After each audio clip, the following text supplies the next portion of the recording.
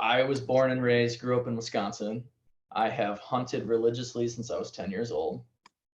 At about 17 years old is when I bought my first. It was like a Panasonic HC 550K, just a tiny little handy cam, and wanted to start filming hunts. And I actually shot a deer when I was 17. That was my first video on YouTube, which is looks like trash, but that's the first one I did. At 21 years old, I'll say I got involved with the outdoor industry. And I say outdoor instead of hunting because if you had like a spectrum of a far right and a far left, you could put like hunting on the right side, fishing on the far left side, and then in between there's like you have camping, you have firearm, stuff like that. So I ended up working in the firearm industry for doing some marketing down in Missouri for Ultradyne USA and CMMG, made ARs and muzzle brakes and stuff like that. Joined Cervicide while I was down there. And then when I turned 22, I took my professional job in the hunting industry to be the brand manager for River's Edge Treestands. So I've been doing that currently now for the last year and a half. That's just a little bit about myself. So I have what I would like to call, and the reason I want to do this is for the longest time, I was probably in some of your shoes where I had this dream, I want to do something in the hunting industry, but I don't know how. But when I took this job role with River's Edge, it kind of put me on the opposite side of the spectrum as like an insider to understand the things that I had missed. So I have experience being a content creator and then like a brand manager. So when I grew up, obviously wanted to hunt for a living, right? That's what I told my high school teachers, middle school teachers. What do you want to do? I want to bow hunt. I want to have a TV show. I want to be on camera. That's what I wanted to do. I started filming my hunts. I went to college specifically for digital marketing. And the only reason I chose that course, I actually signed up like a week before classes started, just because I saw they had a video editing course, which was terrible. I don't think I really learned anything from it, but I did get a lot of background in social media marketing, just marketing in general. And I think that helped me a lot. And that was just a 2-year degree. So after I was in Missouri in a few years, I started making more YouTube videos. I honestly started a lot of YouTube videos when I was down in Missouri, and I wasn't catching a whole lot of traction. So I was just super confused. I'm like, what's going on? I see videos. I think mine are better. They're not getting views. Why am I not getting famous? Just stuff like that, And it's kind of a little disheartening. So I scrolled through Facebook one day and I saw a Cervicide ad. And honestly, I ended up joining Cervicide just because on that advertisement it had paid for content. And I'm like, I think my content's good. I feel like I should be getting paid for it. So like, to be honest, that was the initial reason I started looking into Cervicide. Get down the road a few years and you realize there's a whole lot more going on with Cervicide than just that. When I was in the firearm industry in Missouri, I got involved with, I would call, influencers and marketing with other brands. So like I kind of learned the behind the scenes with striking deals with influencers, what it meant for a brand to have a sponsorship. I grew up watching hunting TV shows and stuff like that, and saw, oh, Drury Outdoors are sponsored by Rage Broadheads. That just means they get these guys are so good that Rage sends them a bunch of free broadheads and whatever, and they get to go hunt deer. That's what I thought. After working in that industry, I realized that there's two ends to the pie here. There's the influencer end, and then you have the guy that actually is in my position right now that makes those deals and kind of gives order and directions. So while I was still working on my own YouTube channel, I kind of got a better understanding of the only way that your channel is going to grow, and the only way that like I'm going to grow and get more experience is with networking opportunities. And that was meeting people in the industry already, joining groups like Cervicide, where I could talk to other like-minded individuals who are also struggling or they want to collaborate. So we'll tie this back in, but just keep it in your head that networking is going to be a big topic that we talk about here, because that's a huge thing. Now, currently, brand manager of River's Edge Treestands. I do a lot of stuff. Basically, I manage the face of the brand. So that's all public perception. So what you see on the market, what you see for advertisements, what your personal opinion of the brand is kind of decided by the work I do in-house, if that makes sense. I deal with influencers, sponsorships, brand to brand partnership, which some of you don't know, like there are brands that partner with other brands. You know, it's crazy. um, and then I generate content in-house as well. Like I do videos in-house, I do photography in-house professionally, and then I also contract some of that stuff out, which I didn't know companies did when I was not in the industry, if that makes sense. That was another thing I learned. I thought just, okay, these companies have, you know, a videographer on their paid staff, you know, or on their employee payroll, and they go out and do all this stuff. Yes, people have that, but I would say 75 to 80% of the content you see brands posting with, advertising with, and doing commercials with was filmed outside of house by a contract artist. Some of the things that River's Edge has now helped me see is, and this is a big one, absolutely no one just gets paid to hunt. That is absolutely a myth. No one that you see on TV, no one that you see on YouTube gets paid to strictly hunt animals. It's just, there's a part of that, but that's one of the big myths that I know Justin and I kind of hit on with the podcast that we did a little while ago, is that, you know, oh, Lee and Tiffany, they're so good. All they do is people just throw them cash and say, go make videos. That's not quite the case. There's a lot more that goes on behind the scenes. So everybody, whether it's hunting public, you know, Lee and Tiffany, Drury's, some of the guys I work with, they give stuff to me in return. So they have to do some sort of marketing. Their value has to bring me value. It's a partnership. So if I need something, they need to provide it. If they need something, I have to provide it, vice versa. That's how all of this works. So you got to just think of it kind of like a business. You got to keep cash flowing. Actually, let me rephrase that. So while you're in the hunting industry, if you have one of these shows, everybody that's running these shows or involved with these shows, they're not getting just paid to hunt. They have to keep cash flowing in somehow, whether that's with a side gig, whether that's getting money from partnerships in exchange for some sort of service, advertising, etc. Another myth that I'm going to bust right off the bat, and what I grew up with, is I thought like, okay, Lee and Tiffany are so good that they get a TV show. Like there's just, people want to see them so bad they get put on TV. And I thought that up until almost like 2 years ago. Like, okay, I want to get so good I get a TV show. That's not the case. People pay for their airtime, which some of you might know that already. It was news for me, but airtime is also expensive, which is where these partnerships and sponsorships come into play. If you get a show like Drury Outdoors or, you know, Roger Raglan, he's a guy I work with, guys that paid on the Outdoor Channel for not just regular time slots, but you're talking like 7 p.m. on a Friday night or a Thursday night, like prime time spots. If shows want to air for a quarter, 2 quarters, maybe the entire year, it's a lot of money. You're talking like over 6 figures to air a TV show. So instead of them paying for that out of pocket, what do? They have to go to shows like the ATA show or talk to people like me and say, hey, like we have a TV show, this is what's going on, you know, but to keep this going, we need this amount of money from you guys so we can continue to have that show. And it's a big deal. YouTubers are my favorite. That's just, as a brand manager, I like working with YouTubers just for the sole fact it costs nothing for you to be on YouTube. The people I work with and partner with that are YouTubers tend to be a lot cheaper. One, because they're not paying for airtime. You throw that out of the equation, somebody's more willing to take a lot lower figure number to do some work and have a partnership. So it works out better for my budget, you know, great for them because they're just, that's cash in their pocket for whatever they want to do, continue hunting, paying for tags, getting stuff like that. So I like YouTubers just because they do cheap work. And typically it's honest content. Like there's a lot of things behind the TV side that nobody knows about. Like I won't name channels and I won't name groups on TV, but certain channels will not let you post content. Like if, for example, if anybody saw my Nebraska mule deer video that I put out this year, I ended up wounding a mule deer and I didn't find it.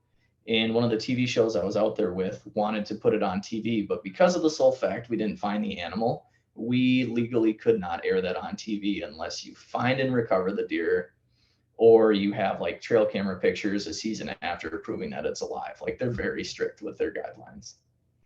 YouTube doesn't care. You can basically do all you want on YouTube unless you mess up and get too gory or too graphic, and they might demonetize you or whatever that is. But YouTubers also typically aren't sellouts. I've met, and this kind of ties into my next little spiel here, is like you typically don't want to meet your heroes in the hunting industry. Like I've been not crushed, but disappointed where I grew up watching certain TV shows or certain people, and I'm like, oh, dude, I get to meet them at ATA show. I'm going to see them at the Iowa Deer Classic. Like, this is awesome. They're my idol. And you go there, and they're just a complete dink. Like, just rude, just doesn't want to be there. They're just not the same person on camera as they are in person. And it just, yeah, it sucks. But there's a lot of people like that out there. So YouTubers typically aren't sellouts for the most part, just because they don't survive, you know, based on how they perform, if that makes sense. Like TV shows have a lot more going on. Like you have to get 13 episodes to air in a season, you know, and if you don't get that kill on camera, you don't successfully kill that deer, you don't have an episode, but now you're, you know, paying for airtime that you're probably not going to use. So that's why you see a lot of people lately getting exposed in the hunting industry for being frauds or just doing a bunch of stuff for, you know, content and likes. But all right, should I answer some questions quick? I'm just about done with kind of busting some myths here, and then I'll get into man. And you know, jumping in here, Gabe, you know, this is a huge reason why I wanted him on, because he is a straight shooter. He's already went through it. I, you know, heard what a lot of y'all tell me on a daily basis. Gabe was right there saying the same thing, as he mentioned before. But this isn't to discourage anyone. It's just to create realistic goals, because we look at it like this. It's that tough dad love. Like, you can't always be your best friend. Sometimes we got to tell you what's best. And someone wasting time on something that's non-existent, you know, that's not a good way to utilize your time. You know, we're only promised today, if that, and, you know, you want to make the most of it. So this is just to help everyone, because there's a lot of people on here. There's 18 people in here, and I guarantee 16 or 17 of the 18 already has channels, is already putting things out, already has that dream of whatever their dream is. So this is definitely to more educate than discourage. There's plenty of people that do their thing. Gabe deals with them on a daily, but they're doing it, I guess the best way to word it is, they have a certain professional path besides going out and hunting an animal and then getting paid for it. And we're going to get into like the nitty gritty of it, because obviously I'm sure a lot of people in here, and, you know, people that signed up for this have the same mentality to me. Like, you know, they wanted to be on camera, they want to be the next big thing, or maybe they just want to, you know, get paid a little bit from YouTube. You know, they want to try and get a big following. And just like, you know, there are other avenues. Just because I'm going to say it straight off the bat, Hunting Public, groups like Seek One, other big YouTube like Breaking Point, stuff like that, those guys started like 2016, 2018 era. Like if your YouTube channel started around 2016 to 2018, you had a very good chance of probably being at, you know, 5-figure subscribers right now, if not 6-figure subscribers right now. And that's just because the industry wasn't saturated. Everybody today is an influencer, I will call it, just because they all have phones, we all have cameras. You can, you know, quick edit a video, that's okay, post it. You know, and even with some of my stuff, like obviously I didn't blow up. Sure, I have 1,600 subscribers on YouTube, but at the same time, like that's really not making it. So I'm just gonna give you guys alternatives, or just kind of let you know, like, you can still have your channel, you know, as your focus, end goal, big goal. Here are some ways to try and build that faster. Here are some ways to get around that and network better in the industry. So JJ, are you playing golf? He's playing golf. I see some questions here. So I got John is asking, YouTube is how I'm trying to start with my hunting, fishing, and cooking for Chef JP Outdoors to get started. Okay, so your goal with that, John, and you can unmute yourself and you can talk to me here. So your goal with that basically is to just grow your channel, is what you're saying? Yeah, I want to get that actually going to where it is my whole goal is to get the channel going, but also get it to where I get more followers and more or subscribers with it, because that's all I like doing, the hunting, the fishing, and also bringing new cooking ideas into it and bringing it to where you can elevate different dishes, different wild game or seafood. Okay. So I know you just kind of went over that, but I'm going to get, kind of into the nitty with this with you. So like, what exactly do you want out of that though? I know you said you wanted some more followers. So are you trying to try and get paid off of the channel? Are you like, what exactly are you trying to? Honestly, I'm not trying to really get paid off the channel. I'm retired Army, so I'm not really worried about that. I have income coming in, but I am trying to introduce new people to the outdoors. I'm trying to actually not really gain the subscribers just for them to watch, but to introduce newer people to hunting, newer people to archery and fishing. Um, Help teach people how to cook at home with wild game and wild seafood, plus different trapping techniques and all that. Sure. So it sounds like you basically live a lifestyle that you just want to share with whoever's out there watching, correct? Yeah. Absolutely. That's a great thing to do. And then, if you go that route, it just kind of takes, one of those. Honestly, it'd probably take the right video if you wanted to start gaining some more followers, hit on a topic that other YouTube videos haven't been made about. Get into something that's super informative or educational. Educational videos do way better than any entertainment video you'll ever post. So keep that in mind, whether you're doing recipes, showing people how to set a trap, just kind of doing stuff like that. And then, as I dive into this, I'll kind of go over some of the networking things that'll help you, maybe meet some people in the industry. Cervicide, you have a great tool in front of you as well. I mean, there's probably, 2 to 10 members in Cervicide you don't know about that probably have a, crazy love for trapping or archery or something like that, that might be willing to, do a collaborate and share some of your stuff. Mm-hmm. So, all right, what do we got next? Jason. Yo, Gabe. Yeah, I got a question for you. Sure. So going back to what you were talking about earlier, when you were growing up and you were watching those TV shows, and then once you start getting into the industry and everything else and going from one company to another, then you really started to find these guys that were on YouTube. Mhm. What are you gonna, let me rephrase that. Because you're in the industry and you talk to these guys, you interact with them, you're looking at them day in and day out. Sure. What are you gonna be looking for? And I guess this is kind of like a question that everyone can listen to on this.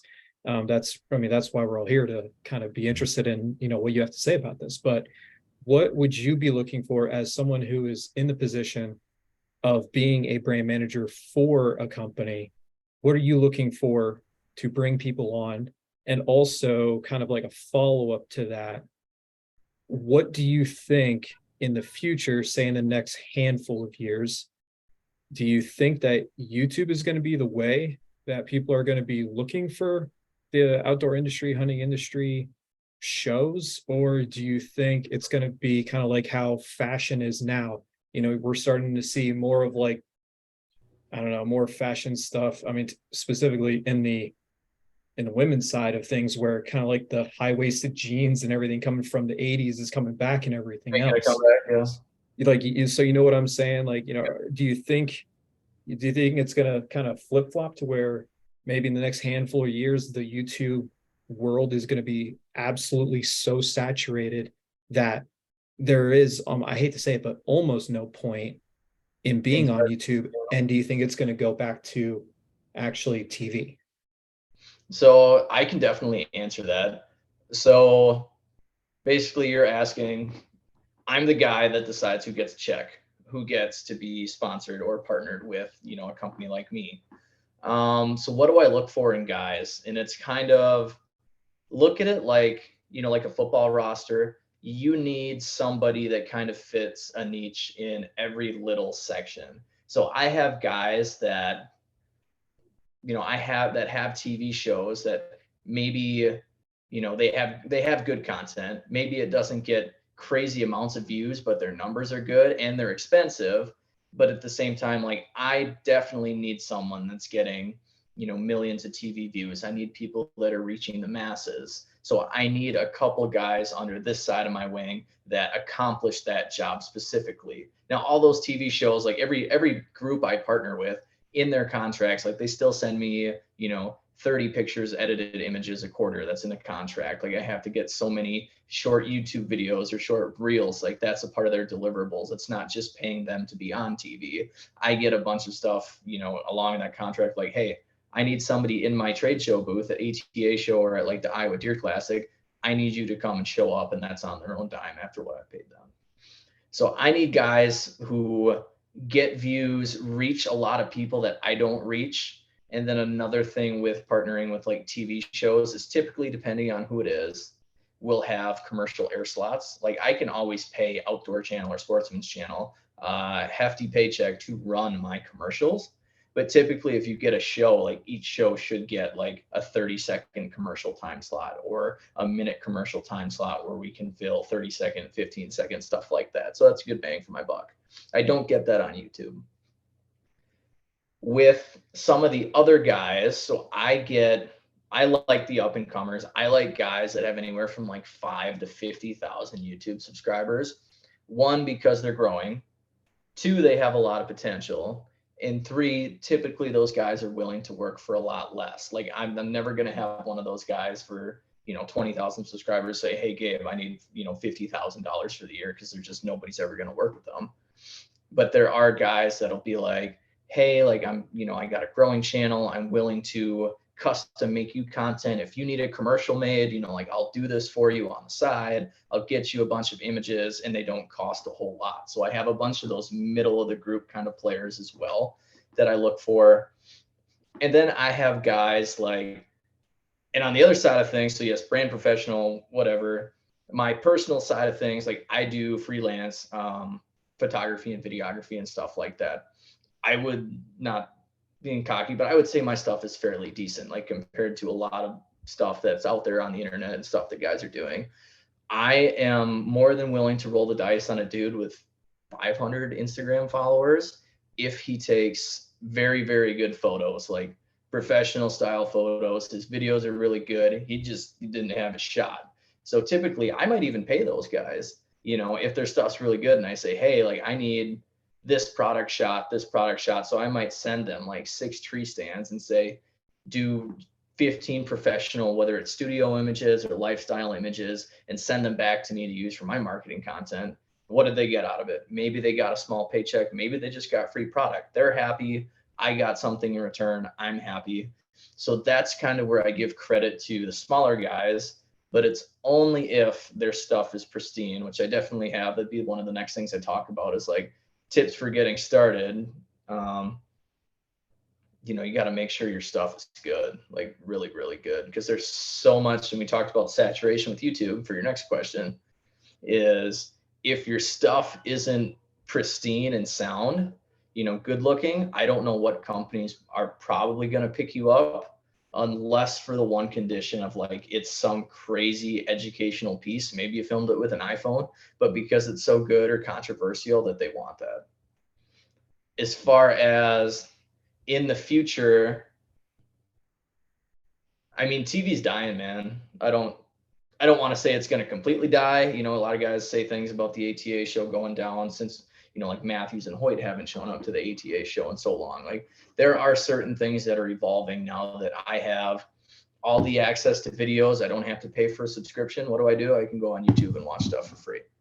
So I would say YouTube's it's probably, if I drew a bell curve, where it kind of goes up and then comes back down, I would say for sure YouTube right now, we're definitely at the peak, or we're just about to the peak of that.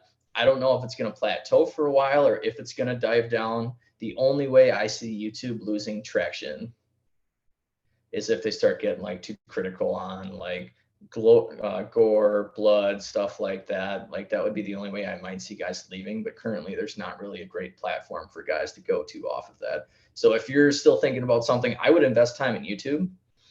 And just like TV shows, there was popular TV shows back in 2000 that you know, from 2000 to 2008 that were the best of the best, and now you don't hear about them anymore. There are going to be YouTube channels that were crazy popular from 2018 to 2022. And 5 years from now, you know, maybe something happened. They don't want to do it anymore. They fall off. As one person exits, there will be another group to take that place, if that makes sense. Yeah, I was gonna say that's. Oops, I was sorry. going Go to ahead. ask you. I wanted to ask you a question about what kind of advice do you have for people with respect to, you know, sort of cross-platform promoting, because with the market saturation that's existing on YouTube, you can let's say create excellent content on YouTube, but in order to get the viewers, you're either going to be paying for promotion or something like that.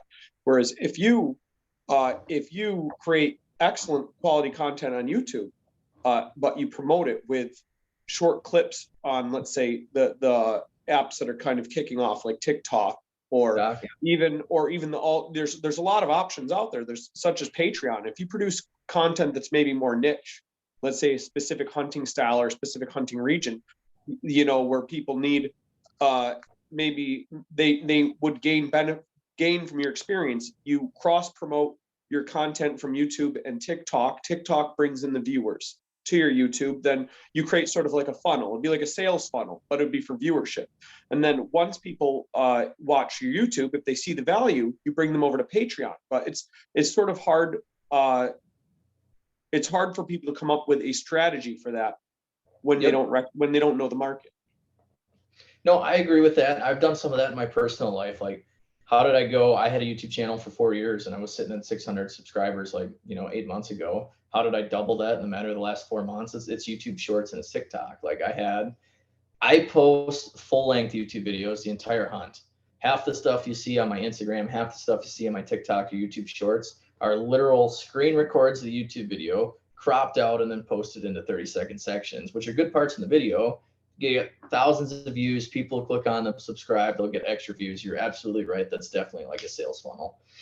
How efficient that is, personally, I have yet to see like, oh my God, this is it. But it's definitely like, as far as cross promoting, absolutely, you need to be doing that. I see groups like the Hunting Public, when they post new episodes, they're letting people know on Instagram. Sometimes you get an email. I don't know if you're subscribed to their email list, but they let you know in multiple different ways. And I think everyone should absolutely be doing that and try and getting as much traction as it can. If you don't mind me interjecting in here real quick, Gabe. So guys, I just want to throw this in here. Don't forget, you know, we always look at Cervicide as, you know, a lot of the perks and benefits that I guess are tangible or that you can feel or touch, exchange, whatever. But don't neglect, obviously, the networking, like Gabe said, but don't neglect, I call it low-hanging fruit.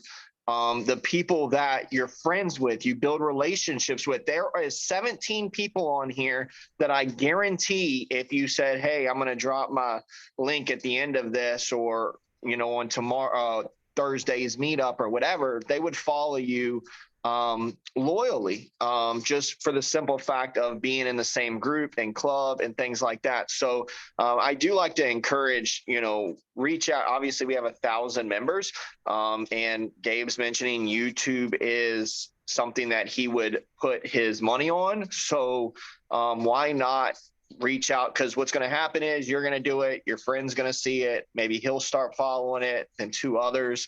You're definitely, in my opinion, it's a little bit of a better start than just going out there blind, you know? And I have this somewhere further down in my notes that I was going to talk about, but it kind of seems like the right time right now. I've had multiple discussions, and everybody I partner with, except for one individual, has a team. And this is another thing most people don't know, is like, you look at the Hunting Public and you see their main 5-6 guys on camera, or maybe 4 when they started. Now they have interns. Now they have people you don't see that run their merch shop, like Hayden. guys that do their email, stuff like that. Like a lot of these groups get big and are successful by having a group of people. Like people like me, per se, you know, where you have a couple guys who go out and hunt with, but if you're the only one that's editing and the only one filming, one, you're going to burn yourself out. Two, you're not going to reach as many people. And three, you're just going to get fed up and disappointed with it. So like my suggestion is, and honestly, the great thing about Cervicide is, like, I know Pennsylvania represents a lot of Cervicide. Like if there was 5 people in this video, you know, in this webinar right now that were solid with, hey, we all film, we all kind of want a YouTube channel, but like separate, you don't think you're going to get very well. Like if you guys had a power team of like 5 people that are solidly filming, editing, posting content to one channel, like you have such a better chance of blowing up and trying to, you know, get partnerships and strike deals in the industry and kind of learn the ropes that way. If that makes sense. I mean, Gabe is not the only, well, one of the brand managers, but we have 1,000 members. If I had to guess off the top of my head, I'd say we at least have 50 to 60, and that's on the low end. That's me lowballing it, of people that either have a brand, a very successful channel, they are some type of management or person in a controlling role in the hunting industry or outdoor space, have their own products, etc. So, I mean, that's a lot of low-hanging fruit there.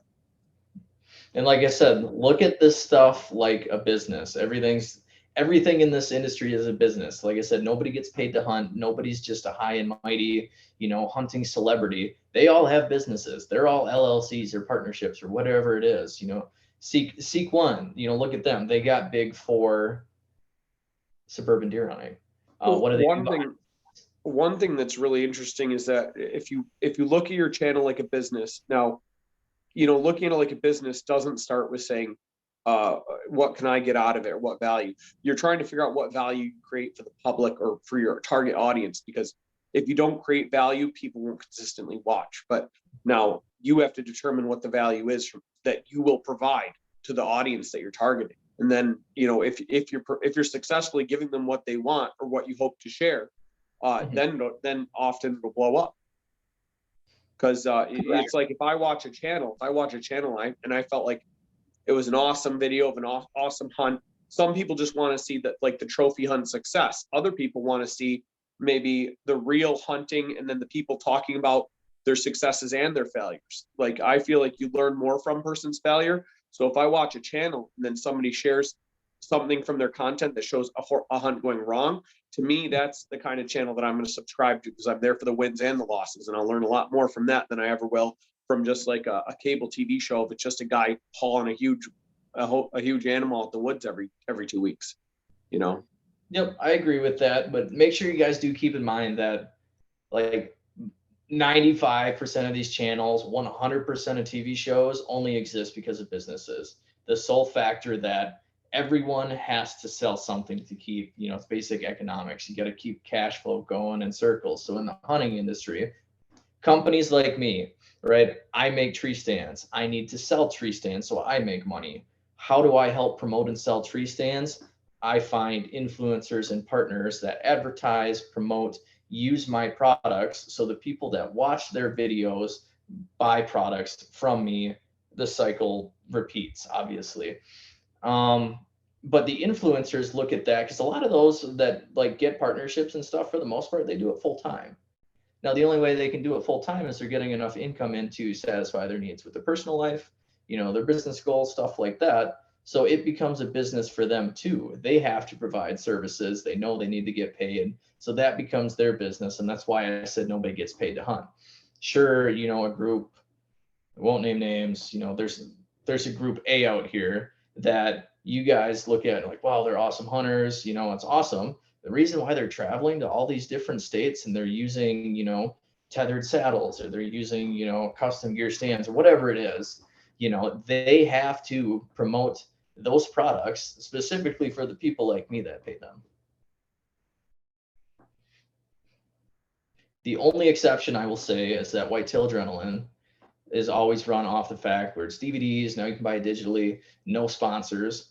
but that's why they stay with DVDs, because they need that cash flow. If they don't have sponsorships, there's no way those guys are taking off 4 months a year to go hunting without revenue coming in. So they need to make that money somewhere else. For sure. Great group of guys, by the way, that we've had them on a few webinars, and always crazy, man. They straight shooters. That's always the fun ones. They don't sugarcoat it. So I have some tips for getting started. I'll answer some more questions in a little bit, but I do have some notes to go through just because you guys might be interested in that. So I have my first tip for getting started, and it's the art of filming in the hunting industry is definitely needed, but the art of editing is a must. So no one wants someone that can only hold a camera and press record or maybe run it manual.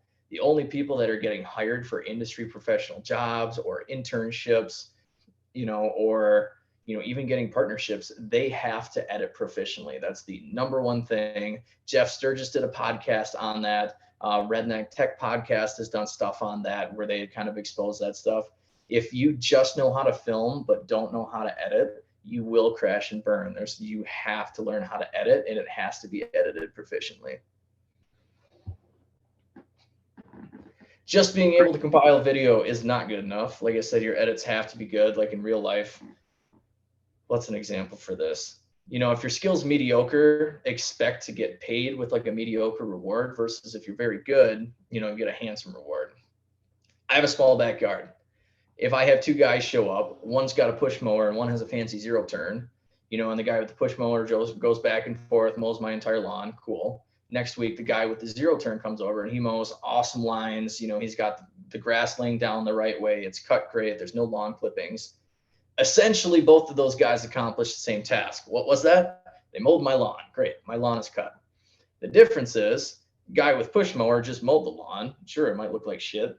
It's not cut very well. The guy with the zero turn did phenomenal. Guess who I'm paying more? Obviously, I'm paying more to the zero turn guy. So it's the same way in this industry. If your stuff is better, your videos are better, your photos are better, you will get more attention, you will get more, in income, and so on and so forth. I have photography is important, but there's a lot of people that can take pictures. If you are going to make it in the hunting industry, I know, like I said, we talked about it being saturated. Everybody has an iPhone, Android, Samsung, whatever it is. Anybody can take a picture. If you can get the creative vision for a shot, and if you're wondering what that is, take examples from like photographers I follow, Austin Thomas, Mitchell Neeb. I work with the guys from Land Limited out of North Carolina.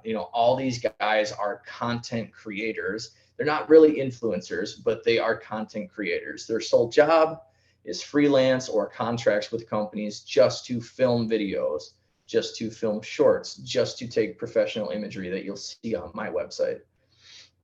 So if you're going to do it, just like I said, practice at it, make sure you get really good. And then if you want to get really good but have no idea where to start, just do what I did. Just start stalking people. Like, look at the way, okay, they took a picture of a shed they found on the ground. How did they do it? What angle? Like, how tight is the shot? Just stuff like that, that a lot of people, you look at a picture, but until you really sit and dissect it and think about it, it's hard to kind of process what I'm talking about, if that makes sense.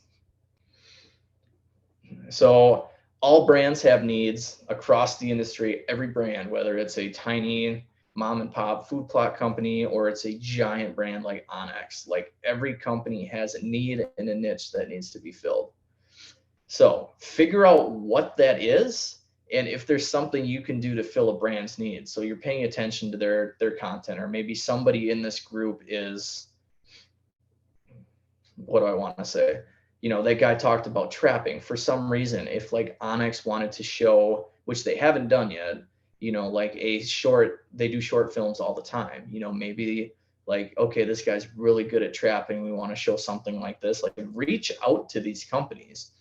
You can always go on a brand's web page and find a contact us button and find some sort of email and just let them know, hey, I'm so-and-so, I'm willing to do this. Whether that's, are you guys looking for some extra content for ad campaigns? Are you looking for some social media lifestyles? Like, is there something you need done that I can help you with? Here's my resume. And that's how I talk to half the people. I get inboxes all the time from guys that are like, yeah, I got a YouTube channel, I got 50 followers, want to be a pro staff. I want to be a pro staff member. I delete them. I don't talk to people like that. The people I talk to are the guys that are going to provide me value and come off genuine straight off the bat. You know, I have a guy that says, you know, hey, I've been looking at some of your lifestyle shots. Like, I see you're lacking with winter photos. Oh, really? I don't have a lot of snow photos. Like, where are you at? Oh, I'm up in, you know, northern Minnesota. I've had a guy like that. He's like, we still got a lot of snow on the ground. Like, you know, I'll be willing to do this for a couple tree stands. He's got tree stands. I shipped them to him for free in a matter of like a couple days. And if that guy does really good work, I'm going to keep sending him product and we're going to keep working together until one day he has that conversation. And if he doesn't, I definitely brought this up. Don't ever get taken advantage of, guys, because in my perspective, like I would say I'm a pretty genuine human being, but I have a budget. And if someone is doing a lot for me for free, I'm not going to ask if they want to get paid. Like, why would I, if you're already doing amazing for me and, you know, I'm not paying you anything other than free product, why would I offer you something unless I'm scared of losing you, you know, to a different company? So make sure when you reach out to these companies and you try to network, just have that conversation. Like, okay, if we do this work now, like, let's start somewhere. Like, what about in 6 months? What about next year? Like, if I over deliver and I do something, you know, like better than the other people you pay, like, is there a chance that we could start working together for some financial compensation? And I promise you, you will always get an honest response.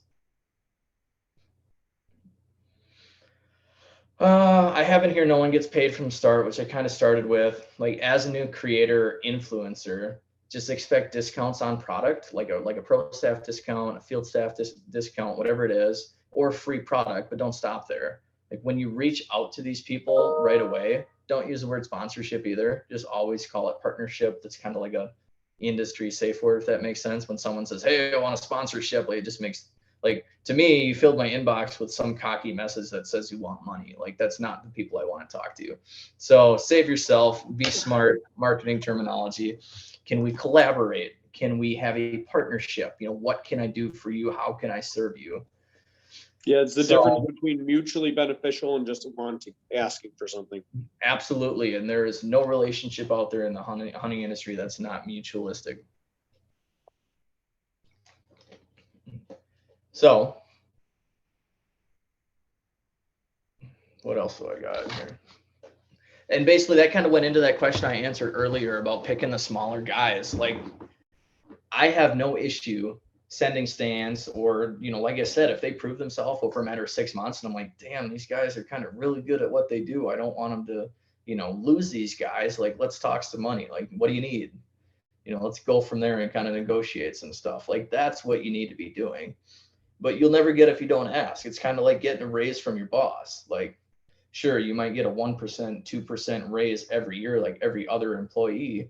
But a couple of years down the road, you're going to be like, well, goddamn, I've been doing all this awesome work. You know, why am I not getting paid? Why would your boss give you a raise to do the same job? You know, if, like, just ask for it, you know, it's kind of one of those things. You know, somebody that's got a lot of money, that's why they have money, because they're not paying people more. So it's kind of, it sounds bad, guys, but this, like I said, I'm getting into the nitty gritty. Like, I'm in your shoes, but I'm also in a different shoes. So I have two perspectives on this, as the guy that wants to get paid and takes jobs from companies, but I'm also the guy that gives those jobs and signs those contracts and stuff like that. So like I said, negotiate. When you talk with someone like me who runs a brand, be willing to serve a little bit, but also be straight up and make sure you ask for what you would like in the future. And I promise you, if you over deliver, like, for example, say, JJ, I know you're driving a golf cart right now, but say you reached out to River's Edge and said, hey, like, I have a cool background I haven't seen. Like, my scenic is different from Wisconsin. A lot of my photos are from Wisconsin in the upper Midwest. Oklahoma, he's probably got some weird ass trees there that don't have tree stands in. So I'll take the content because it's new and unique. So he's already filled a niche right there. If he over delivers on content and he sends me not only good images and good videos, but if I said, hey, I just want 1 picture a month and he sends me 15, you're damn right I'm going to keep this dude in my back pocket and want to work with him. Like, just go the extra mile for that stuff if you want to excel. That's a great point, Gabe. I'm glad you brought that up because, I like to get into the nitty gritty of it too. And Cervicide's the same way. We're obviously a company in the outdoor space that has to generate revenue, et cetera. But we look at it the same way. There's no secret sauce. The person that puts the most in, and we're not talking slave labor, we're talking whoever genuinely puts the most work in will always, I'm yet to see it. When it happens, I will let y'all know, but I'm yet to see where someone that put the work in, they didn't get it back tenfold in Cervicide, in most of the hunting industries. So, great point, Gabe. That was actually another reason Justin and I had talked privately. Like, I've always heard the phrase, and I like the phrase kind of, where it's like, I'm grinding hard, I'm getting after it. Like, I'm going to work harder than the rest. But at the same time, like, you almost don't have to if you know what you're working for. Like, you can say, yes, I'm working hard. Like, I'm building a channel. But if you don't know what you're working towards, like, why are you doing it? Like, I can work so hard on editing videos and posting consistently, but if you want to get paid, that's not what's going to do it. So what should I work hard for? Well, I should make sure that even if the videos I'm posting don't get a lot of views, maybe they look good, maybe they look cinematic, maybe the photos I'm posting look really good and a brand might stumble across my page, or I can reach out to them with a portfolio and say, hey, I don't have a great following. This is the work I do. What can I do for you guys? And that's always going to land you a start. Once you have that foot in the door, it's not getting slammed. You're going to be just fine, and you can go from there. That's actually something that we provide here at Cervicide. When I see things on the socials, obviously I'm friends with every single person that's in Cervicide, so I follow everyone. I'm not on social media all day, but I do follow everyone and keep tabs. And when I see things that I think, like Gabe mentioned, that's the eye for the art, I push it to brands. I send it to people such as Gabe or someone else that I may know or have had contacts with. I have pushed many of people to Rhino and Faradyne and Spartan Cameras and all these other companies. And that's how it works. We see it and we put it out there. It's never that guy or girl that says, I'm so-and-so, pay me to hunt, la-di-da-di-da-di. That person's never going to get where they want to be, for sure. Yeah, exactly. So there's so much that goes into this. This is a webinar I could have and take questions probably for 2-3 more hours, just because the industry itself and the knowledge here in here that if you don't work in the industry, you definitely don't know. Like, there's brand drama between stuff. There's like politics and everything that goes into it. But solely this webinar, I'm just focusing on like how you can get your foot in the door, routes to go, whether you want to. I'll just get at it honestly. The next part after, having your portfolio, make sure you guys have something, whether that's your own personal Instagram page, YouTube, you have a smug mug or something where you can upload all your folders. So if you have that conversation with a brand, 9 times out of 10, I do it 100% of the time. If a guy says, hey, I'm looking for a partnership, I'm going to be like, send me a link to all your socials, show me your past work. It's no different than applying for a job. They want to see a resume. They want to make sure that you're a worthy candidate. And I kind of weed people out. If they're like, yeah, I take videos, I take pictures, I'm like, okay, send me it. And they send me a bunch of photos that look like they took them with a freaking potato, I'm not going to hire them. So, it's kind of tough love there, but that's the reality. So just, if you take 100 photos and one of them is really good, add it to the damn portfolio. Opportunities for you guys to look for in the hunting industry, where a lot of these people you probably know, like everybody in here probably knows the hunting public. How did that even start? Every single one of those people involved in the hunting public, Zach Fehrenbaugh, Jake, Ted, Greg, everyone pretty much was an intern at Midwest Whitetail. So my first and foremost recommendation, if you're, a young guy and you're able to do it, I know it's a crazy commitment. Some guys have families and stuff like that. Me personally, I would love to do an internship and film for somebody and edit for somebody. I have commitments, so I'm kind of ruling that out. But if you can, internships, they're everywhere, would be the best way to do that. And there's so many of them, even they're not advertised, but you look at every TV show is looking for a guy to not hunt, if that makes sense. I know it sucks, but every TV show is looking to move someone off camera, put them on camera, and fill that void. They always need someone to hit the record button. They need someone to stay up late at night and edit the videos, be the behind the scenes guys. Most YouTube channels, almost all TV shows, 50% of the industry, maybe 60% of the industry is people that film and edit videos. So that's one way to do it for sure. Another route to get your foot in the door, like I talked about, is doing like freelance or contract work. Like if your stuff is really, really good and you don't want to just be filming for somebody's TV show and you want people to pay you for your work, like have that portfolio, start reaching out to companies and say, hey, like I do contract work. Do you need any help? Do you have commercial time slots that you need content for? Like send me some stuff. I'll show you what I can do. We can talk about something afterwards. You know, that's a great way. I have people do that for me all the time, even when I'm not looking for it. Like I have a budget. I meet people at ATA show. I sign them for the year. June comes around and some guy's like, hey, like I do this work. And I'm like, yeah, okay. Like what kind of, you know, what do you do? And then they send me some badass video and I'm like, cool. Can I afford you? And then we go from there. So happens all the time. I hesitate on pro staffing opportunities because that's another word that's kind of like misleading in the industry. You know, like obviously probably most guys here are on Cervicide field staff or Cervicide member staff. Like that's still different than what I'm kind of talking about. Like there will be companies that just started that say, hey, you want to be on my pro staff? Like here's a discount, you know, blah, blah, blah, blah, blah. Like, yes, it works. But at the same time, like if you get put on someone's pro staff, it kind of means like you're the C team, like you're not JV, you're C team, if that makes sense. And I'm not trying to like hurt anybody's feelings, but pretty much for the most part, like if you're just a pro staff, like you need to establish with them, like this is where I'm going to start. This is what I would like to get to. Can I accomplish that with your company? And if they tell you no, then why would you be a pro staff? The other thing is straight hire for video work. So if you're not taking an internship and you have experience, like, you know, I'm sure there's a couple other guys, you know, in this webinar that can film and edit just like I do. You know, you would probably have no issue going out and saying like, hey, you know, Jury Outdoors or, you know, Roger Ragland, you need somebody to, you know, permanently be with you for this hunting season and film your hunts and edit your stuff.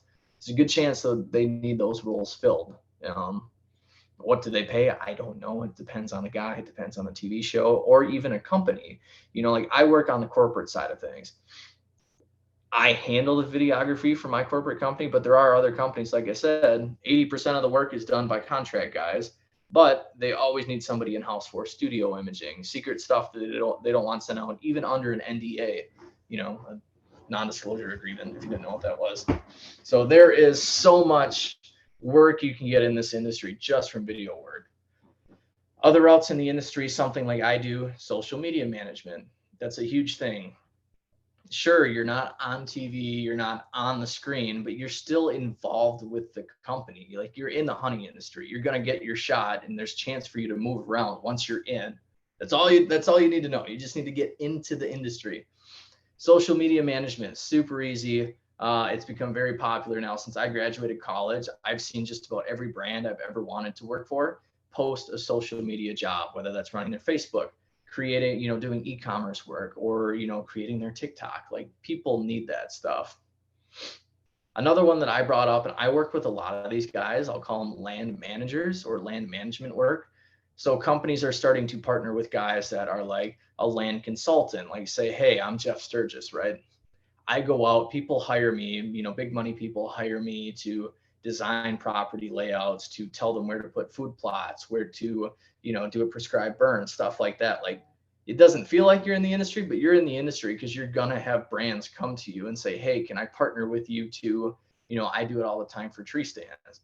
If this guy, a land consultant, is meeting up with big money guys that say they bought 500 acres strictly for whitetail hunting, I'm assuming if those guys just bought that land and the land consultant is helping them design the property, they're going to need tree stands. So what do? I say, hey, land consultant guy, I'll give you, you know, 10% commission and you can offer your clients a discount on my tree stands. What does that do? That pays me, that pays him. Customer gets discounted tree stands, everybody's happy. Like you're in the industry, you're networking with these people. Like that's what you need. Real estate, I do like whitetail there's whitetail properties, stuff like that. Like, sure, you look at them as real estate agents, but telling you they work with people in the industry, that's your networking. That's a great way to get your foot in the door. Show opportunities right now. In fact, if anybody's interested, Tethered is doing, once again, their tagged out tour. So I'm not, obviously they're a competitor of mine, but personally, that's a great opportunity. Why wouldn't you sign up for Tethered tagged out tour? What is that? They have now 2 series this year that started last year, where they had 5 young guys that they brought on a bus from September until December, where all they did was drive and live in a bus and hunt all the states. Everything was paid for, but it was a great opportunity because all of those guys got practice filming, got practice editing, and they were on video. And guess what? Half of them or all of them have YouTube channels. So as soon as they leave that Tethered tagged out tour, they're probably monetized and they've just secured a spot in the hunting industry. Like Hunting Public does it all the time. They'll cycle through interns. What do the interns do? They go work for a company or they start their own brand and do that. Like, it's all just kind of a snowball effect. Another thing most people don't think about, if you have any graphic design experience, there's always work in the hunting industry, whether it's, for a company like mine. You look at Onyx, Artisam is a company I work for, Faradyne, GSM, Johnson Outdoors. There's so many companies where they need graphic design work, where you're literally creating the ads for me, or you're creating the ads for the marketing team, whatever it is. Like, that's a huge deal. And then just corporate jobs, kind of like I would say I hold, a corporate job. There are so many guys that I have met in the last year that you didn't see on camera, for the most part, like, oh, they're not famous. But at the same time, when I go to this ATA show after party or whatever, like, who's, having a beer with, Roger Raglan, or who's having a beer with, this celebrity or Hannah Barron. And it's, oh, look, it's the, this guy from Onyx, my marketing guy. I know him. Nobody else knows who he is. Nobody knows who we are, but the famous people do. So it's that, like, kind of one of those things where there's just so many damn opportunities that nobody knows about for the hunting industry. You just got to look out there and kind of figure out what your niche is, what you could be good at, and if there's something you could fill. There's so many companies. The industry is very big, but it's also very small. Once you're in it, you'll go to ATA show once, meet a bunch of people. Then you'll go there next year and see all the same faces, and people start knowing who you are, and you get, friends that work at this company and guys that do this TV show, and everybody knows everybody. It's a really awesome place to work. Like, I wouldn't change it for the world. That's what I got so far. So sorry if I bored some of you guys, but I know there's a bunch of questions on the side here that I've definitely missed. So if anybody wants to, you're doing great, man. I'm glad you threw in those tips, because, those are definitely things that need to be showcased for sure, that I guarantee nobody can go out and find right now someone else saying that, Mm-hmm. Well, it's just, you don't know what you don't know. So, I'm on here trying to just give, because there's a lot of people that would like to do maybe not exactly what I'm doing, but like I said, they want to get involved. Maybe they want to grow a following. Maybe they just want to hang out at like the ATA after party, with a couple celebrities and just talk to them as real people, because a lot of them will, and you get to do what you love. Like, I don't get paid to hunt. Like, I go on, 2 or 3 paid for work trips a year to go hunting. Like, there's a lot of people that don't even get that opportunity. So I feel very blessed being where I'm at. Yeah, and I don't get paid to hunt, but I can go on any hunt I want. Oh, I'm sorry to cut you off there. I had a lag. It's all good. I'm just talking about, some of the benefits where you work in the industry. I mean, like, for example, if you were a, photographer for Onyx, guess what you're doing half the time? I bet you're climbing and backpacking in the mountains, taking pictures. Like, yep. No, for sure. I mean, I don't get paid to hunt, but I have more hunting opportunities, and I am blessed. I don't throw that word around often.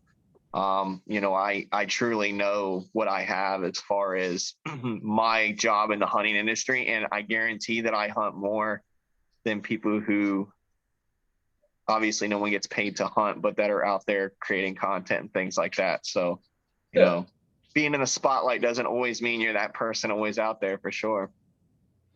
Okay, I see a bunch of questions on there. If you guys just want to unmute yourselves and just, if someone wants to bring up a question, just feel free to fire. Yeah, I got some here. It might be kind of like a longer question. I tend to do that, so I apologize.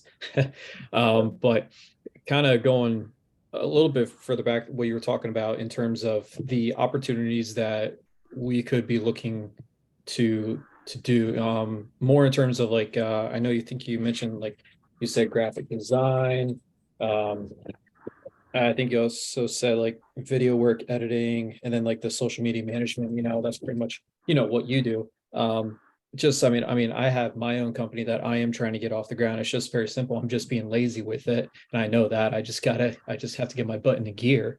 But there is, I guess what I'm trying to get at is I have a situation that you might be able to possibly point me in the right direction with. There's this one company that has been in the outdoor industry for several decades now. And I mean, even my dad has bought their products and he even gave me one of their hand-me-down products. And the one thing I'm trying to get better at is video, photo editing. I'm selling my current camera setup and I'm trying to sell my drone so that way I can upgrade to better quality gear, actual 4K, which my camera doesn't have at this point. So and I know the company, I was just on their Instagram page. Their social media sucks. Um, their last picture was 26 weeks ago, 26 weeks ago, 37 weeks ago, 49 weeks ago, 78 weeks ago. Yeah, that's So bad. you can, yeah, that is pretty bad. They need So you somebody can else to see, take over that role. sorry, what was that? That is, they're going to need somebody else to fill that job position and take over that responsibility for sure. Yeah, yeah. And that was the one thing. Now, I am looking to, I would like to do some stuff for them. Sure. I only have one, let's say one item from them at this certain time. A couple items, sorry. I have a couple items from them at this certain time period right now. But I know I would like to get on their radar. So with that being said, from someone like you who's in the industry, who's seen it and talked to people and, obviously you know how to get into this. In this certain situation, how would you recommend going about, trying to get in contact with them? Like you said, should I be doing, should I just straight up buy more of their product and take some photos, videos, learn the editing, send it to them and say, hey, this is here's kind of like what I can offer you. If you kind of like it, let me do it for like 2 months or something like that and see if you like it and we'll go from there. So it's kind of a double-edged sword. Yes, you absolutely should reach out to them and try and take that over, or try to help them with whatever they need. But you also don't want to start before you're ready, if that makes sense. Like, for example, if you really want to seal up like this deal and, work with them, for them, whatever you want to do, like, don't do it unless you're 100% solid that they'll probably bite. And what I mean by that is, like, if you have a portfolio with some good stuff where if a guy like me is behind the email that they receive and they look at it and be like, well, shit, this guy knows what he's doing, is what he's talking about, we should talk to him. Versus if I get an email from some guy that says, yeah, I can boost your, help you run your social media and stuff like that, but their social media is lacking or their resume is not good, it's probably not going to get a response. So yes, I definitely think you should, but just make sure all your eggs are in a basket. And that's another thing I never even hit on. Like, to be honest, when I got hired, River's Edge did not run River's Edge social media. Like, Artist Sam, with all of our brands, we paid people that like make content to run our social media, and that happens all over the industry. In fact, I've set a couple of guys up at ATA show that came to me and they're like, man, we got in on a media badge. We're looking for partnerships and stuff like that. I'm like, find a small brand that is run by like 4 guys where they're working on, assembling products, packaging products, stuff like that. Social media is the last thing they want to think about. There are a few companies out there that literally sign contracts to run a company's social media and design marketing plans. Like, that's a big thing. If that's something you're interested in, you could be very successful doing that. Yeah. Cool. Thank you. Yeah. I actually just got into a conversation with a fairly large company that does that I was not aware of, that did that. And they shared that with me and I was like, huh. And I actually connected with the 2 people that they have running their social. And I was very taken aback. That was something that I had just learned. Not in a negative way, but I just didn't understand the contracting part of it and was like, that's crazy that a company like this, like you had mentioned, Jason, that's been around for decades upon decades. And I'm like, ooh, I didn't know that. So That's a good job right there. That's a good profession to try to reach out to, especially because I can name a dozen companies right now that Instagram pages look the same way. 53 weeks, 78 weeks. Yeah, they just absolutely suck. And guess what? You know what the best thing about that type of job is? You Get to can sit in eat, your baby. office, you can sit in your office at home, work for 2-3 hours a day and go hunt. Get content while you're out hunting. Post the content you take with your phone to their social media. Boom, you're living the dream. Guess what? You're hunting when you want. You're at home. You're also Yep. making money. Like that's the dream life right there. It is. And there is, from what I see, there's definitely a need for it. Yeah, and it doesn't have to be full time. Like if we're being honest, and I was talking numbers, if you went and had a company with 1 or 2 brands, or maybe like you specifically started with one company and say like their annual revenue is, $1 million to, $2 million a year in sales. It sounds big. That's not a huge company. And you wanted to run their social media, you could literally tell them like, hey, for $40,000 a year, I'll run the entire social media. I'll post it 5-6 times a week. You'll get organic content. I'll engage with people. And then if they have customer service questions, I'll forward them on your way. Like that's an easy way to make 40 grand. And guess what? You could do something on the side, like mow lawns, and end up making an extra 15,000 a year, pulling 55K. I mean, if you're by yourself, it's not a terrible gig. Yeah, I got a question. Sure. On the editing that you was talking about earlier, would it be good to add things to it? Like, for me, I do a lot of coyote hunting. That's one of the biggest things that I do. And on like, whenever I'm calling the coyote in, would it be good to be able to put in the lettering on the editing of what sounds that I'm using to be able to bring the coyote in, or not bring not? Absolutely. So the more information and education, like we talked about earlier, that you can provide your viewer, the better response you're going to have, the more credibility you're going to have. So whether you want to type it out on the video, or now that you just brought it up, going forward, if you want to, like, while you're in the hunt, after you do that calling sequence, just say, hey, that was a, blah, blah, blah type call, just overlay that as B-roll, or just show that in the video while people are watching, So I would absolutely try and be as educational as you can. Yeah, because whenever I do my editing and even my videos and everything, I use Fox Pro X24. So I try to bring it in, and I try to show the caller and all too. So and then whenever, like say, I'm using what sounds when the coyote is actually coming in, I'll try to put that in and be able to let them know, my viewers know what sounds I'm actually bringing them in on. Sure. I've got a quick question for you that I wanted to bring up. So I'm new completely, no gear or anything.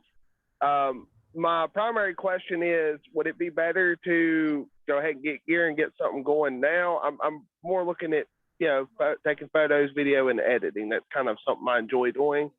Aside from hunting, that's my passion, but I enjoy the artistic side of things, I guess you could say.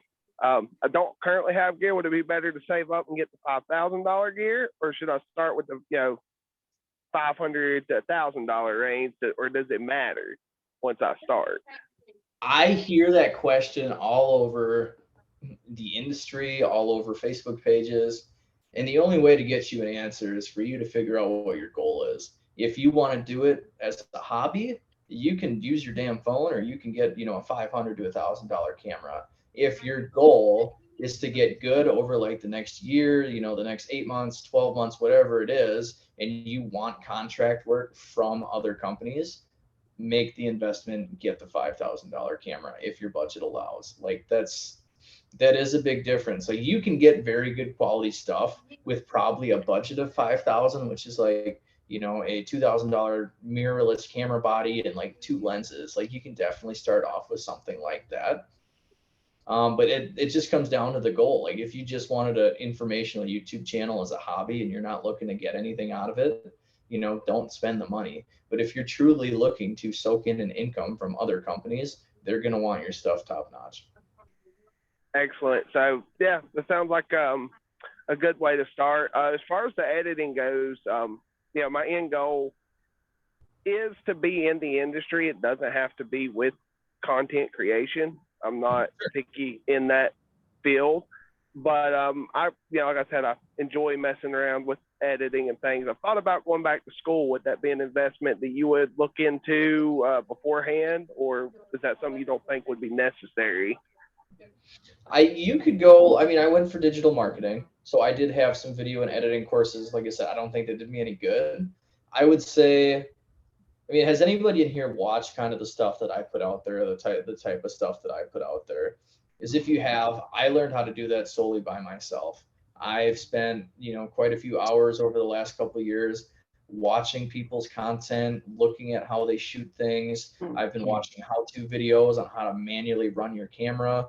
I mean, to basically know you're decent at filming, you run your camera in manual. If you can't run it manual, you still have some stuff to learn. That's just kind of the hard truth of it, But there's so much. You can learn everything from YouTube, I promise you. You shouldn't have to pay anybody unless you want to do it quick. Some people, they can watch YouTube video after YouTube video and they just can't grasp the concept. It came easy for me.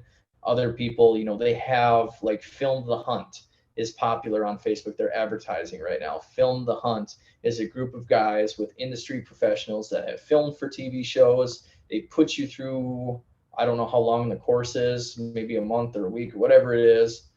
I have no idea how long unless Justin knows. But they put you through a course. They teach you all the basics, and then they get into some intermediate expert level skills. And basically after you do that course, they set you up with a job afterwards. Like they have companies that come to them that say, I know you're doing this course.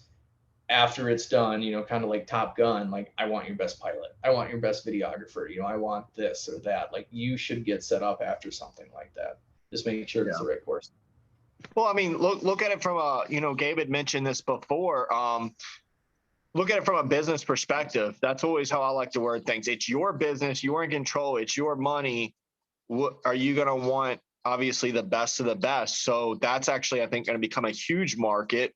Is mercenaries is what I like to call it, but you're contract mercenaries. You're not the army. You're going out there and doing the stuff that the army can't do, and that's the best way to put it. And that is something. So for you that are hungry and are looking to venture down that certain route, I would definitely encourage. I can't validate for them because I haven't taken the course, but I have looked into it, and I like their exclusivity of what they're doing. And I could easily see if I ever was in a position where like Cervicide was like, hey, we have to get this, they would be someone that we would definitely lean towards for sure, just because of the way, like Gabe said, companies are going to them. What is it like with sports? They're literally watching, it's like a scout, scouting. They're like, okay, we know you have a bunch of people taking the course. I want to look at your top 3 because I need someone to do video work. I want one of your top 3. I'm going to look at your candidates and hire someone after that. Like that happens all the damn time. And it's the same thing with the internships. People internship with Midwest Whitetail. They went to the hunting public, or like, they could go to this TV show because it's like, oh, hey, my resume says I filmed for THP. I filmed for Midwest Whitetail for 9 months. This is what I can do. Boom. I need that for my company. You're hired. Just like that, you're traveling the world filming people hunting, and occasionally you'll get to hunt too. And my favorite example is like Michael Waddell and T-Bone from Bone Collector. They started out as cameramen back in the day for was it Realtree or Masio? One of the two. Right, yeah. Bill Jordan. As cameramen and did that for like 10, 15 years, and nobody knew who they were. And finally the roles had switched, and they're like, all right, our guys are out. We need new people on camera. They moved up, they got all the fame, and another person came in and filled the cameraman void. That happens everywhere. If you're a cameraman, I promise you, you won't be a cameraman forever. Yeah. All right, I got a question. So I've been doing the filming, the editing, the Instagram stuff for a little bit now. I started in 2021. I've been doing it. My biggest thing is now I'm getting to the point now where I want to reach out to the companies. Hey, this is what I do. This is what I can bring to the table. What is the best way to reach out to those companies? Is it through just a DM? Is it through the email? What's the best way to get in front of a company and say, hey, this is what I do. This is, I'm willing to grind. I'm willing to put in the work. What do I need to do to get to that? But, how do I put myself in front of them? Okay. I definitely deal with that. I have people that send me messages on Instagram. I have people that send me emails directly, and majority of people I work with, I meet in person at trade shows. I meet them at the ATA show under a media badge. I meet them. Someone comes in my booth at the Minnesota Deer Classic, the Iowa Deer Classic, the whatever sports show I go to, and someone says, "Hey, like I've been following your brand for a while, and I feel like I could help you out. Here's my card. This is what I do." Maybe it has, an awesome thing to be a freaking QR code that I could literally scan on my phone and it takes you to, a smug mug with your portfolio or your YouTube channel, whatever it is. But I would definitely, personally, I prefer email over DMs just as I get so many saucy DMs from people that are like, freaking kidding me. Like, Right. Like sometimes I see. Yeah. So it's like, and especially like a bigger brand like River's Edge has been around. I'm not gonna lie, we're not a huge brand, but if you're talking like a DM like Sitka Gear has in their DMs or like Onyx, I bet they go through the person shows up to work, they open up their freaking inbox and they're like, holy shit, Right. These guys would be famous. So the best way to do that, I would honestly send an email. In the email, make sure you have links ready. You have the links in there. You have a portfolio. Like have everything that they're going to ask you about already in that email. Okay. Just so Perfect. that's where absolutely. Like, I guess I won't ask you whatever, company you're going to go for, but for the most part, just, make sure your Facebook's clean too. We do a lot of stuff. Trust me. Yeah. I don't do a ton on Facebook. I keep it pretty private. I work for our local sheriff's office, so I keep that kind of just for, my family stuff. But like with the Instagram and the YouTube, I did TikTok for a while, but most of my videos got taken off by TikTok. I'm on channel number 2 on TikTok. They don't really agree with a whole lot of the hunting stuff. But that was just my biggest question was how do I put myself in front of the brands? And go into that like knowing what your lowest bite is. Like if for example, if you listed something for sale and you knew it like your bottom dollar is $50, but you want to get 150 for it, start the same way when you sell yourself to these companies. Like, hey, like I'll do this, for whatever tree stands you need. For my example, like send me a bunch of free tree stands. Maybe I look into and I'm like, well, I kind of want to give you a shot, but I don't know if your stuff is that good. Like, what about would you take a 50% discount on some of the stands? Like, going into that, like, okay, if they don't give me something for free or pay me, will I be willing to do this for a discount? But if you do it for a discount, make sure you have that conversation up front. Like, all right, let's run a trial. Let me send you some stuff. And then after I get this, we can talk about things. And typically you'll always have a great conversation from there forth. Okay. Awesome. Perfect. My best relationships start with people that don't ask me for money right away. I mean, right. And that's something that I've actually talked to Justin about. It's like, I don't really care about the money. I just more of want to just do stuff in the industry and just have fun with it. Well, absolutely. Yeah, you should. Anyone that asks, oh, I'm sorry, Gabe. No, he's good. I was saying anyone that asks, I'm going to be honest with you, 99.9% of the time, I'm not going to even really give the message a lot of time. And I'm just being honest, I don't get it too often, but anyone that comes out the gate with, I'm so-and-so, you owe me already. It's not going to happen just because it's not even, I wouldn't even call it the subject of like the conversation. It's just, it's the mindset. It's the attitude. It's the image, Someone like that, No, not at all.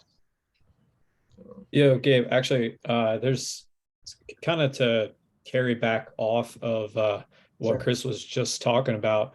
And you can correct me if I'm wrong on this, okay? But in terms of what Chris was talking about, possibly wanting to reach out to a company, everything, I mean, such as myself.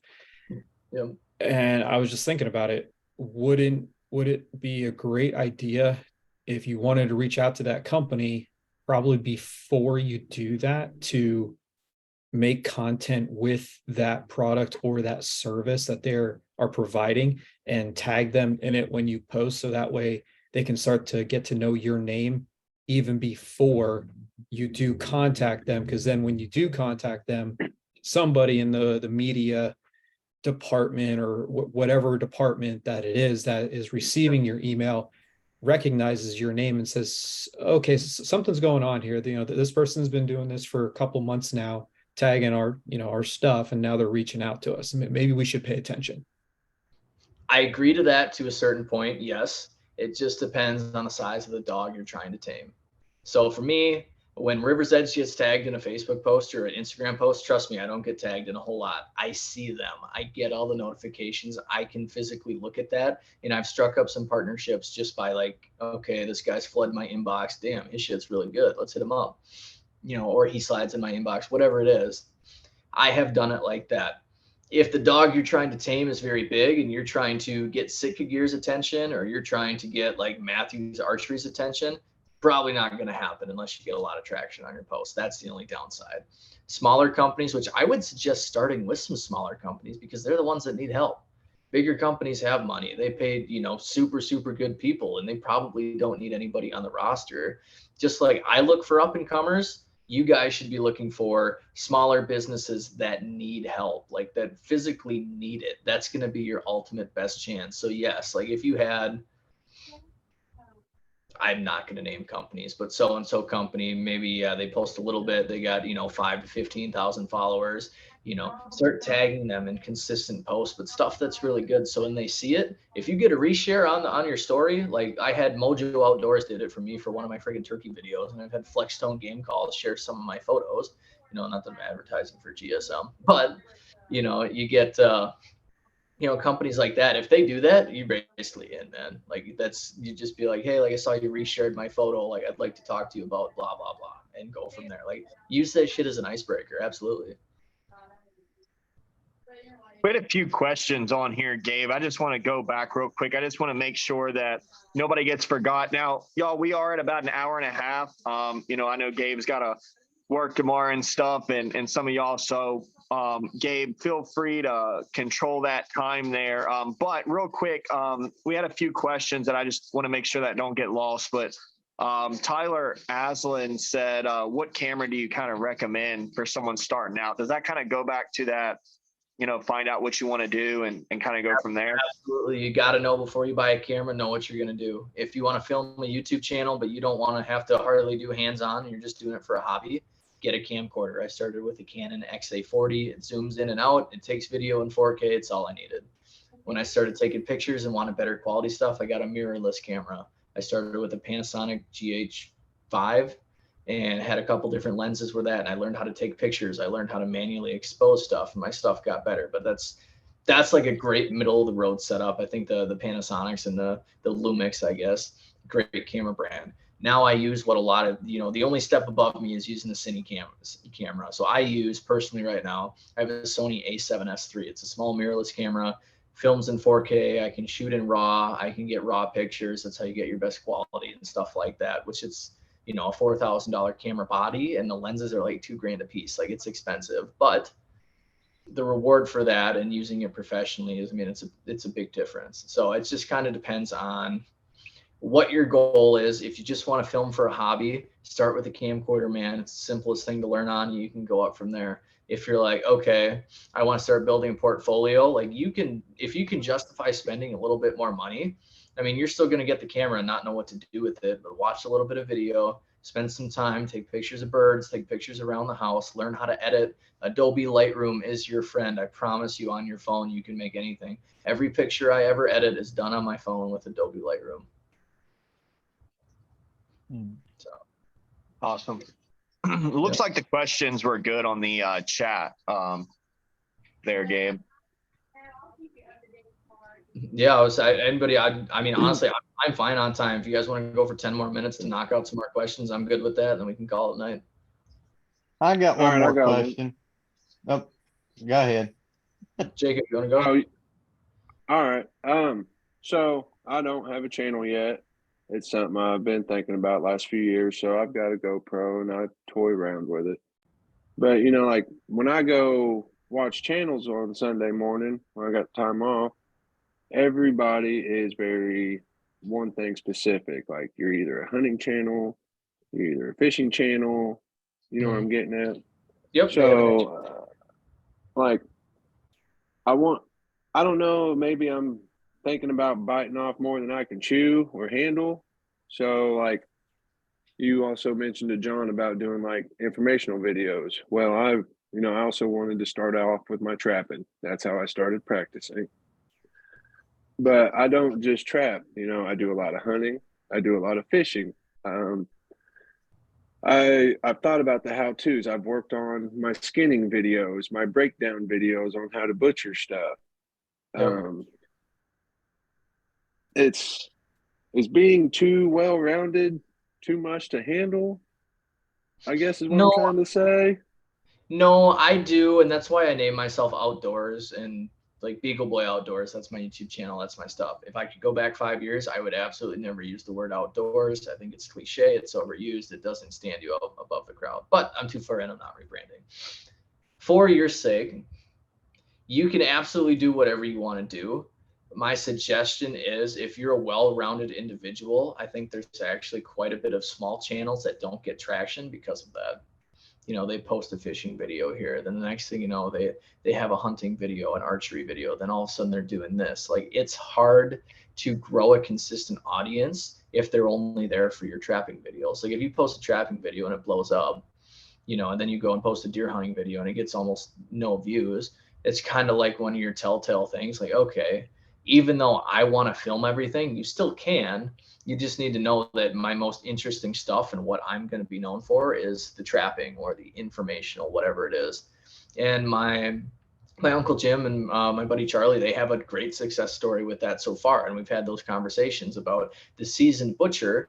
They post hunting videos and they have a good business plan made out. But hunting videos, like I said, they're oversaturated. So what videos do they have that get lots of views? It's their meat making videos. That's what they're going to be known for, is the meat making part. You can still post the hunting, you can still post the fishing, and you'll get people that trickle in after a while.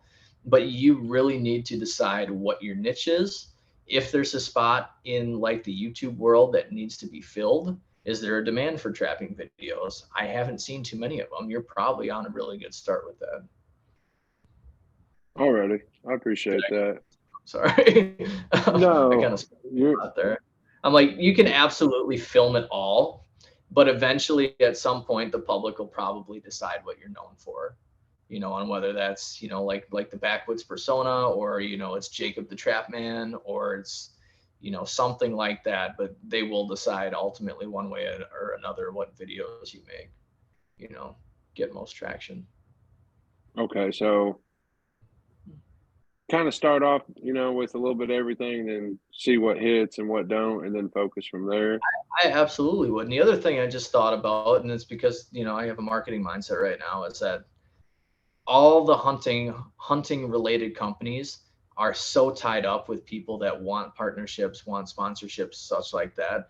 I bet there is a lot of trapping brands, whether it's trap scents, trap types, trap brands, that do not have partnerships, guys advertising for them. Like, that's a good in for you. If you make a couple videos and you get some traction, you could definitely reach out to your favorite trap company and say, hey, well, just send me a bunch of free traps and I'll advertise these for you. And you'll probably get a lot of bites. All right. Awesome. Okay. Anyone else? Yeah, I have a question. On some of the equipment that I have bought, like I just got a Tachycam 6.0, would it be good to do like a YouTube on how to use it and what content is good as far as what I've videoed from it and all, just for educational purpose, or not do stuff like that? You can try. I mean, if you want me to be straight up with you, I don't know if that would blow up or not. Personally, and this is solely my own opinion, is I don't care to use Tacticams because I think the footage is trash, and I think that it's just like, it's a hero shot. They're good for 15-second videos. They're not good for making a full film. But like in instructional, if you can make a good video and you can get like cool shots with it, like if you're using actual Tacticam footage and you can show the differences between the 3x zoom, the 6x zoom, however many settings are on it, I think you could make an impact that way. But it'd have to definitely be well thought out. Okay. Okay.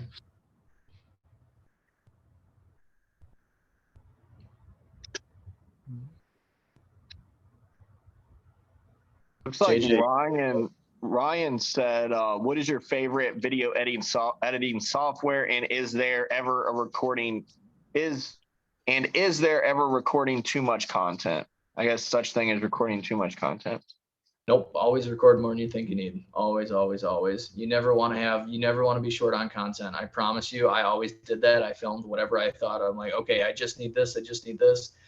Then I got to the computer. I'm like, oh shit, the shot was shaky. Guess what? I got nothing to replace it with. Or, hey, I'm out of B-roll. I would love to have had a bunch more shots. Try and film as much as you can. If you don't use it, you don't use it. But guess what? If you need it, it's there. Editing software, I know a lot of guys professionally like that I work with that use DaVinci, Resolve and stuff like that, or Final Cut. I'm 100% Adobe. I use Adobe Premiere Pro. I export all my stuff with Adobe Media Encoder. I use Photoshop, Lightroom, InDesign, Illustrator. Everything I do is with the Adobe Creative Suite.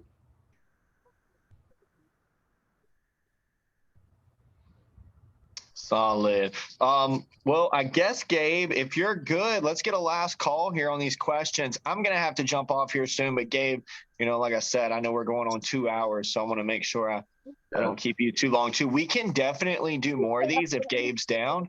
Yeah, absolutely. So we can definitely get more going on. John, I did get your question. I saw you ask that a couple times. I'm unfamiliar with that video editing software. I'm not super familiar with it. As far as other stuff I use, my first video I ever made was with like a free version of Wondershare Filmora, which I hated. I've done some stuff on my phone using Premiere Rush or like iMovie or something like that, but I have not used the video software you're talking about. Yeah, I just downloaded the Adobe. I'm gonna tinker with both of them. Yeah, and a good one, I obviously use it as a business, and Adobe's expensive for like the whole creative suite. I mean, you can pick and choose apps and pay yearly. If you want to start on something simple, Adobe Elements or Premiere Elements is very cheap. You can buy the program for like $50 or whatever it is, and you can invest a lot of time into that, and you can get just as good. Yeah, the Corel, when I got it was right at $199 when I got it. Okay, trust me, if you're paying for any video software, it's gonna be good. It's gonna be better than the free crap. If you get something for free, it's gonna suck. Yeah. So.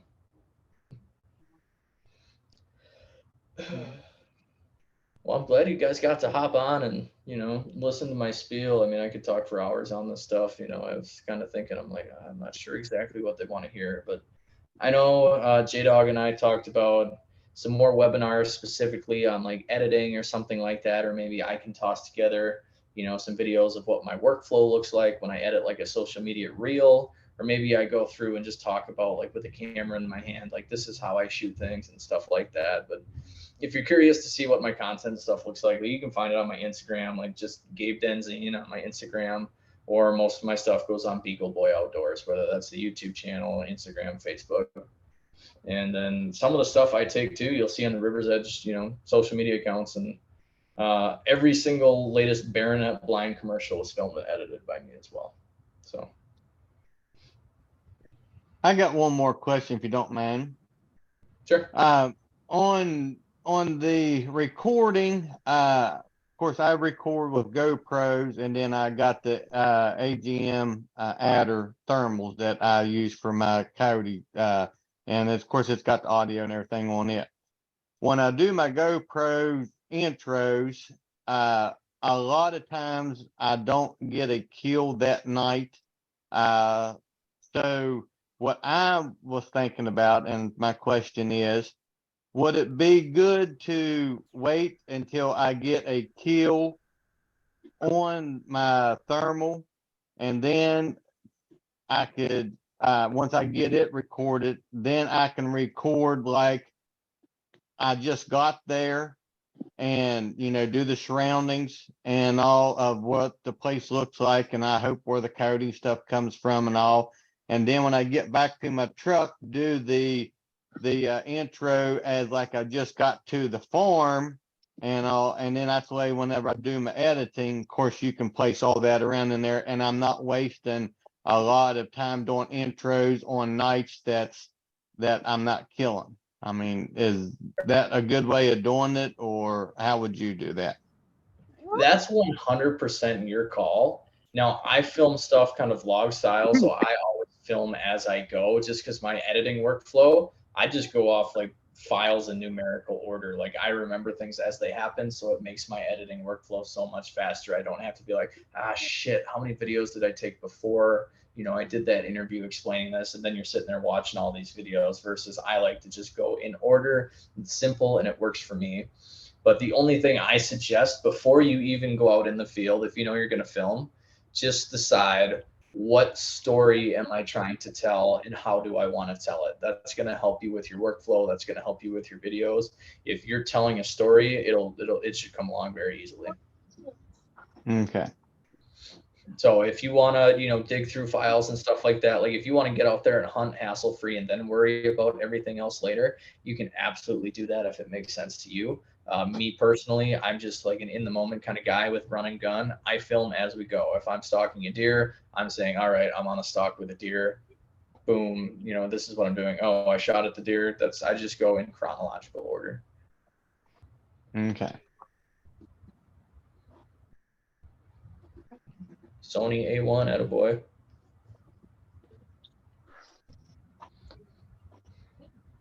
You were on the Sony A1 and manual? Yeah. Yeah.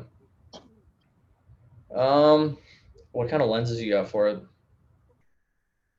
I'm running I got a 24 to 240 lens Sony, and then I got the G Master 70 to 200 lens. Yep, that's one of my And favorite. then the 100 to 400 G Master lens. No, so you got a big telephoto lens, dude. You could do some wildlife photography with that stuff because those shots are super tight. You know, you just have to. Would you say you're pretty confident with it? Like you know, depending on how the light changes, like you know how to set the aperture, you know how to set the ISO and the shutter speed and stuff like that. Yeah, I got a pretty good grasp of that. But like for me to get like action pictures of myself in the moment of stuff, like say I want to set the tripod up, what are some good like tips for that, for like self pictures and stuff like that? Because I'm all self filming. I'm doing a lot of this stuff by myself, so I like to learn a little bit of tips on that. I do a lot of that stuff. That's honestly why I switched my videos to. If you watch my channel, you'll notice this. If I am not on the video, it means I'm behind the camera, and typically the stuff looks more cinematic. It's planned out, the shots are good. If I'm on camera, odds are I'm not filming or I'm holding the camera like this. I'm not a huge guy for setting up tripods because I run and gun the way I hunt, so I'm not going to set up a camera. I don't like faking shots. I hate that. I just take things as they are, but that's my channel and that's what I do. You know, I'm a vlog style. If you want cinematic stuff, you know, like I did take a turkey photo, you know, not too long ago here. Let me pull it up. You'd probably hardly be able to see it on my screen. Here. Like this basically was a selfie. Like I don't know if you see the photo. I put the tripod up. I made sure I'm like, okay, if I walk here in front of the camera, I'm gonna be backlit. The lighting's good. Like I thought about all of that stuff, and I set a 10-second timer. You know, like that. So like I've done enough photography by now. Like I know that like, okay, if somebody else is where I want to be, I know how to make the shot look good. So I'll set the camera up there and then go step in that spot. Like that's how I would do things. Okay. All right. Yeah, because I didn't know if I should waste the money on a remote trigger for that. You know what I mean? To do the kind of shots. Set your timer. Don't worry about it. Okay. Yep. All right. Sounds good. Or if you're running the Sony, you should be able to hook up to one of those apps where you can just run it via Wi-Fi. And like even on a shot like that, if you have your hand hidden, you can literally run the camera and just click your button from your phone. Okay. Yeah, I'll look into that. I didn't get to mess into the Wi-Fi settings yet, but I'll dive into that then. Sure. Thank you.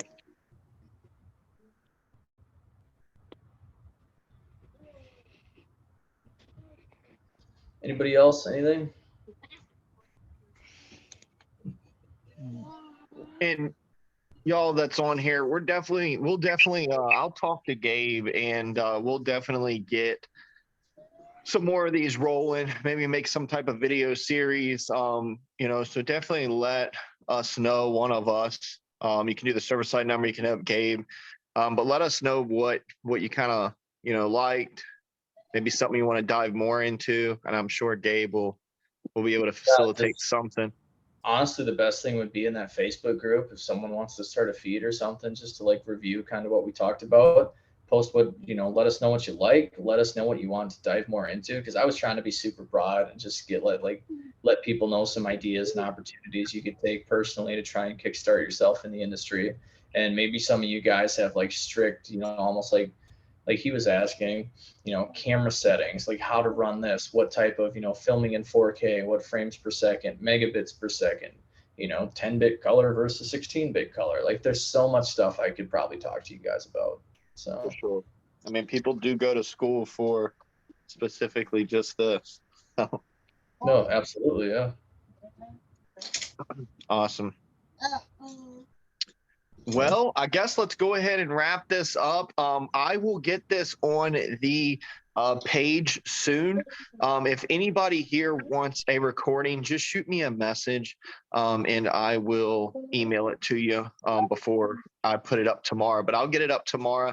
And then I'll also throw in a poll or questionnaire about what y'all want to do for the next one. Absolutely. Awesome. Well, Gabe, I definitely appreciate it, man. Taking your evening out to do this, and you know, definitely reach out to me tomorrow, and we'll catch up. And I'll also send you this recording. Sweet. I appreciate everybody that was in here. Thank you very much.